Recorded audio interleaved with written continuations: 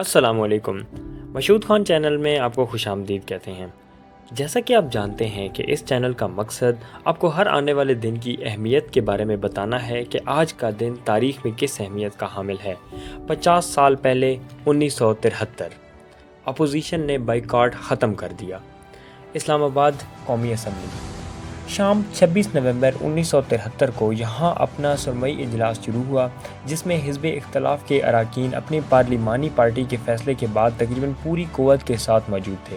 Assembly کے boycott کو ختم کرنے کے لیے جو ستمبر میں آخری اجلاس کے دوران شروع ہوا تھا، کارروائی کی رنگینی اور شور کو بحال کرتے ہوئے اپوزیشن ارکان نے نظر بندی کے دوران چودھری ظہور الہی کی جان کو مبینہ خطرہ پر تحریک استحقاق پیش کر کے اپنی موجودگی کا احساس دلایا۔ قبل ازیں وقفہ سوالات کے دوران کچھ گرما گرمی پیدا ہوئی، جب فارن سروس میں حالیہ براہ راست تقریروں پر ایک ضمنی اجلاس میں جناب احمد رضا قصوری نے ریمارکس دیے کہ وزراء سے متعلق یا ان سے منسلک کی گئی افراد برطرف کیے گئے ہیں۔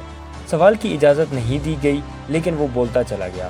آزادی صحافت کی مبینہ خلاف ورزی پر تحریک التوا جماعت اسلامی کے محمود اعظم فاروقی نے اس بنیاد پر پیش کی تھی کہ حکومت نے نیشنل پریس کو ہدایت کی تھی کہ بلوچستان کے گورنر اکبر خان بگٹی کا بیان شائع نہ کیا جائے۔